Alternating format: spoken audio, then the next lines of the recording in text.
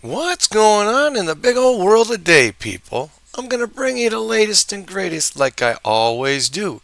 And welcome to the Jamie Hicks Show. And today on the Chopping Block, we got education. This is a 2023 State of Illinois Sexual Harassment Prevention Training. And the reason why I want to educate you today is because our mayor, Mayor Jeff Grove from the city of LaSalle, is trying to claim sexual harassment from the residents of the city of LaSalle towards employees of the city of LaSalle. I'm not sure what he's talking about or what incident he is referring to, but he said that his residents must not be as educated as he is. So I'm going to educate you today, and we're going to go over this training. And it's about a 20-minute session that I will go over with you. And Mayor Grove is going to make it sound like that. He is the tier of sexual harassment training.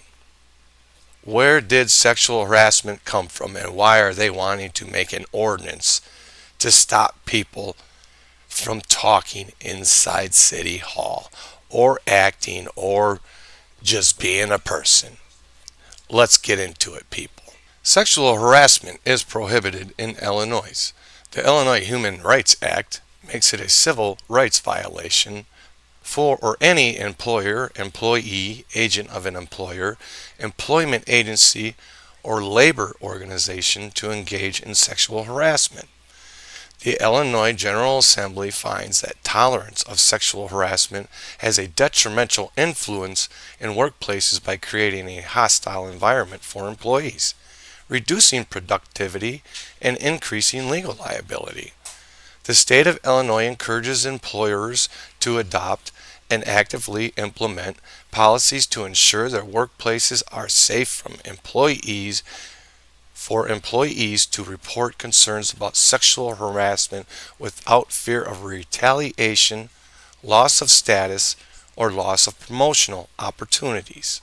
Employers required to provide sexual harassment prevention training for all employees under this act, the Illinois Human Rights Act. All employees, regardless of their status, short term, part time, or intern, must be trained.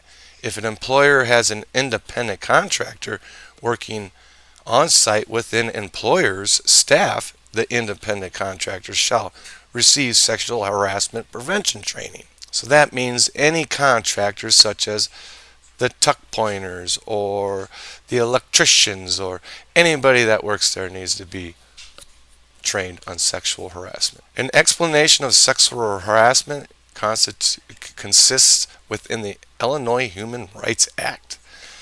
These are the topics we're going to go over. What we will be covering. Examples of conduct that may constitute unlawful sexual harassment, a summary of federal and statutory laws concerning sexual harassment, including remedies available to victims, and a summary of employer responsibility in prevention, investigation, and corrective measures of sexual harassment. What is sexual harassment? Under the Illinois Human Rights Act, sexual harassment means any unwelcome sexual advances, requests for sexual favors, or any conduct of sexual nature when submission to such conduct is made either explicitly or implicitly a term or condition of an individual's employment. Submission to or rejection of such conduct by an individual is used as the bias for employment decisions affecting such individual, or such conduct has the purpose or effect of substantially interfering with an individual's work performance or creating an intimidating, hostile, or offensive work environment, which is the work environment within the city of LaSalle under the, the leadership of Mayor Grove. Types of unlawful sexual assault. Quid pro quo sexual assault. Excuse me. Who do you do something for me and I'll do something for you. This means that a manager or supervisor may not tell an employee that in order to receive a promotion, raise, assignment, or other type of job benefit, or to avoid something negative like discipline or unpleasant assignments, the employee must do something sexual in return. Hostile work environment, sexual harassment. The air at the work is full of sexual references and is impacting me. A hostile work environment may occur when unwelcome sexual advances, requests for sexual favors, or any conduct of sexual nature has the purpose or effect of substantially interfering with an individual's work performance or creating an intimidating, hostile, or offensive work environment. Sexual conduct becomes sexual harassment when the behavior is unwelcome. Behavior may become unwelcome in the sense that a victim does not solicit or invite it, or in the sense that the victim regarded the conduct as undesirable and offensive. One behavior can become quickly unwelcome behavior, or welcome behavior can become unwelcome behavior. What starts off as welcome behavior, consensual joking, can cross a line and become unwelcome behavior. Also, consent can be revoked at any time when someone experiencing sexual harassment behavior says, "Stop talking to me like this. It must stop." The perpetrator cannot use a defense, "Well, you started it," or "you were okay with it at first." An employee's work environment is not limited to the physical location where the employee is assigned. The work environment extends to other work sites, including off-site, mobile, or moving work sites/locations. For example, a working environment includes a courthouse for a lawyer or an off-site event for a caterer. A person can be a victim of sexual harassment regardless of the victim's gender identity or the perpetrator's gender identity. A person can be a victim of sexual harassment regardless of the victim's sexual orientation or the perpetrator's sexual orientation. Gender does not matter. Employees and non-employees as victims of sexual harassment under the Illinois Human Rights Act. Employees include co-workers, supervisors, and managers. Non-employees include persons who are not employees but are directly performing services for an employer, such as a contractor or a consultant. Victims of sexual harassment can include employees and non-employees when sexually harassed by employees and non-employees. Victims of sexual harassment can include not only the target of sexual harassment, but also those employees and non-employees who are bystanders or witnesses to the sexual harassment. Employees and non-employees as perpetrators of sexual harassment. Illinois Human Rights Act prohibits employees and non-employees from engaging in sexual harassment. This is just an overview of what we just went through. Employees can include co-workers, supervisors, and managers. Non-employees include persons who are not employees but are directly performing services for an employer, such as a contractor. Employers are responsible for sexual harassment perpetrated by their employees and non-employees against employees and non-employees. Employers are also responsible for sexual harassment perpetrated by their employees and non-employees against customers and patrons just like yourself. The Illinois Human Rights Act protects customers and patrons from sexual harassment in places of public accommodation, such as stores, hotels, restaurants, theaters, museums, health clubs, and hospitals. Employers that are also places of public accommodation are responsible for sexual harassment of customer patrons when perpetrated by their employees and non-employees. The Illinois Human Rights is just going to go over what we just read again, so we're going to skip over that. We're going to go into the examples of conduct that may constitute for unlawful sexual harassment. Sexual harassment includes unwelcome conduct of a sexual nature, sexual advances and requests for sexual favors, Examples include pressure for sexual favors or to go out on a date, deliberately touching, leaning over or cornering another person, sexual looks or gestures or whistling at someone. Sexual harassment includes unwelcome conduct of a sexual nature, sexual advances and requests for sexual favors.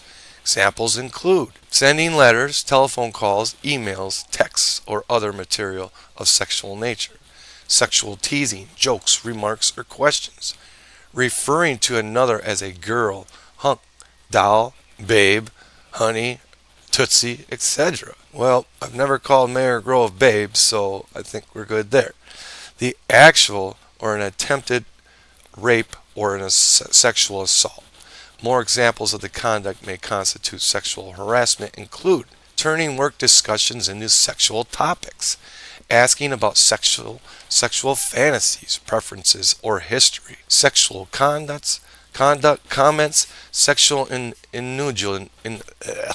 innuensions, whatever, or sexual stories, touching another employee, such as their clothing, hair, or body. More examples include sexual comments about a person's clothing, body, or looks, kissing sounds, howling, and smacking lips, telling lies or spreading rumors about a person's sex life, massaging in necks, shoulders, etc. Our conduct online and through social media can constitute sexual harassment even when it occurs off the clock, off site, or even out of the state. Sexual harassment includes using email, cell phone, texts, internet postings, online comments, blogs, blog posts, social media such as Facebook, Twitter, LinkedIn, Instagram, YouTube, and Snapchat to send their communications of sexual nature. Examples include flirting and request demands, or to go on a date or have sex, sending inappropriate pictures including sexual graphic natures, using sexual language or comments including sexually offensive language, cyber stalking. An explanation of sexual harassment constitutes with the Illinois Human Rights Act. A summary of the federal and statutory laws concerning sexual harassment include remedies available to the victims. If you experience, witness, or become aware of unwelcome sexual conduct, you have the right to tell the person to stop. And please do that. The initiating and participating person must stop the unwelcome behavior upon request. If they continue the behavior or retaliate against you because you asked them to stop, they can be found to have violated the law by engaging in sexual harassment or retaliation. If you experience, witness, or become aware of unwelcome sexual conduct, know that you have the right to report the sexual harassment, and several reporting options are available. The option you choose may depend on the nature and severity of the unwelcome conduct of the sexual nature. Persons who report sexual harassment or participate in investigations are protected from retaliation from the employer or person. The choice on how to report an allegation of sexual harassment is a personal one, and these options are not mutually exclusive. You may pursue one or more of the following reports. Call the State of Illinois Sexual Harassment Discrimination Helpline. Report the incident to your employer. File a charge with the Illinois Department of Human Rights. File a charge with the U.S. Equal Employment Opportunity. We're going to get into if someone you know has experienced or witnessed unwelcome sexual conduct nature. Please call the State of Illinois Sexual Harassment Discrimination Help. Calls are confidential and can be made anonymously. 1-877-236-7703, and you can also go online and visit their website. Helpline representatives can help callers navigate their numerous reporting options and share additional information related to counseling, legal services, and frequently asked questions. You may also report the incident to your employer, your supervisor, or any member of management you trust. Supervisors and members of management are responsible for knowing the employer's internal complaint investigation and resolution process. Supervisors can help effect immediate positive change. Human resource officers can work with management to investigate and resolve sexual harassment complaints. This option may be preferred if the perpetrator of the sexual harassment is a supervisor or manager. Report the incident to one or more of the following representatives. Designated sexual harassment reporting officers are often established by employers to specifically receive and investigate sexual harassment complaints. Consult your employer's sexual harassment policy for specific reporting contact information. The choice of how you'd report an allegation of sexual harassment, again, is up to you. You may file a charge with the Illinois Department of Human Rights. Illinois Department of Human Rights state agency is responsible for enforcing Illinois human rights. The state law which makes it illegal to engage in sexual harassment or retaliation. Complaints. Victims of sexual harassment may file a charge at any time within 300 days of the incident. IDHR has jurisdiction to investigate employers who have one or more employees. To start the process, submit a complaint information sheet to IDHR. The Illinois Department of Human Resources, after the Illinois Department of Human Resources completes its investigation, the complainant, the employee, may file a complaint with the Illinois Human Rights Commission.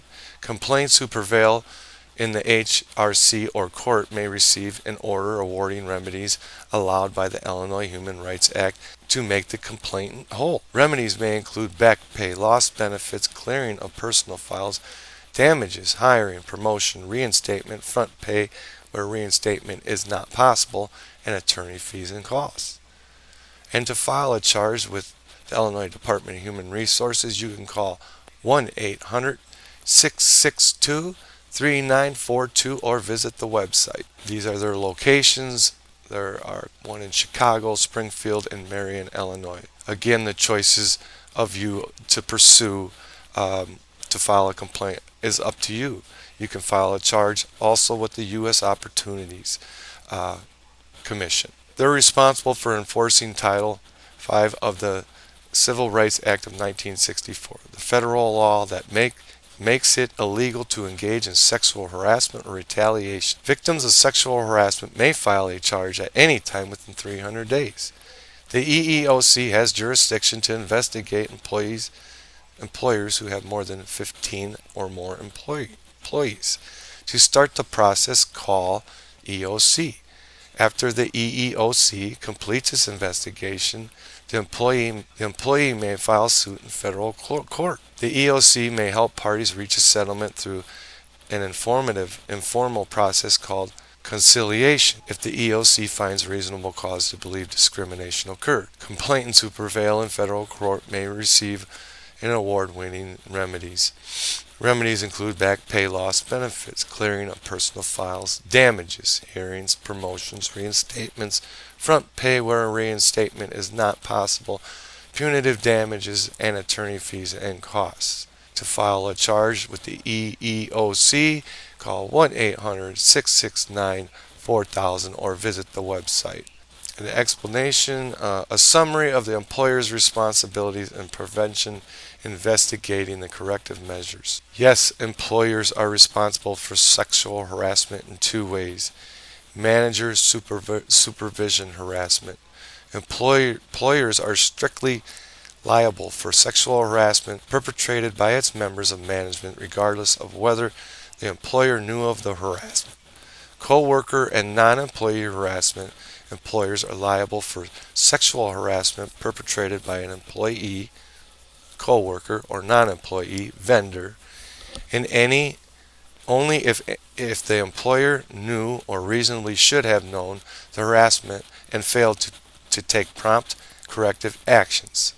We will now discuss the employer responsibilities and liabilities concerning sexual harassment in the workplace, including their responsibilities to prevent the incident of sexual harassment in their workplaces, to investigate incidences of sexual harassment in their workplaces, correct the incident of sexual harassment, develop and implement regularly communicate the employer's sexual harassment policy, Provide training for managers, employees on sexual harassment prevention.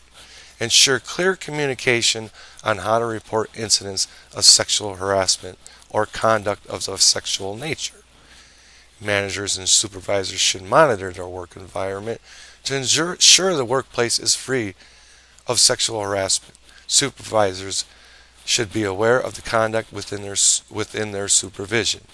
Managers and supervisors must lead by example and model appropriate conduct. Refrain from engaging in conduct of sexual nature. Managers and supervisors should conduct a sexual harassment climate check throughout the year, discuss the topic at a team or staff meeting and service day or in the structured communication such as a division or unit newsletters. Immediate response to the complaint of sexual harassment and initiate an inquiry or investigation. Interview the victim and take the responsible action to protect the victim from retaliation or experiencing further sexual harassment during an investigation. Interview all relevant witnesses. Interview the alleged perpetrator of sexual harassment, document the investigation results, and maintain the file as the employer's employment record. Take corrective action as appropriate. Take appropriate corrective disciplinary action up to and including termination of employment where organizational policies have been violated. In situations where the conduct is in question did not rise to the level of sexual harassment or a violation policy, but is concerning or may be considered grooming behavior. Considered counseling, training, and close supervision of the employee. Take responsible action with regards to the organization to reduce the likelihood of further sexual harassment incidents by updating the policies and communicating them with the workforce, providing supplemental or tailored sexual harassment training, or restructuring the work environment or reporting relationship. Follow up with the victim at regular interviews to ensure they and the workplace remains free from sexual harassment. Thank you. This completes your certification at this time. Please print, sign, and date. That's it. That's it. That's all there is to your sexual harassment training, and most people let you do the PowerPoint at your own pace. I kind of went quickly through it, but you get the gist of it. I don't understand, people, what Mayor Grove's talking about, because all these things that we just learned on is nothing that's ever happened in a city meeting or to a city employee by the residents of LaSalle or any taxpayer for that matter. So, my suggestion to you is know what's going on in your city. Know the lies that are being told to you, and know the underhand, scamless things our mayor will do to try to violate our civil liberties. People, get out and vote this year. 2025 is coming up. We have a big election in the city of LaSalle. This mayor has got to go, and Gary Hammers is the man to get him out. So thank you, Gary, and thank you all for watching and learning about sexual harassment. Have a good day.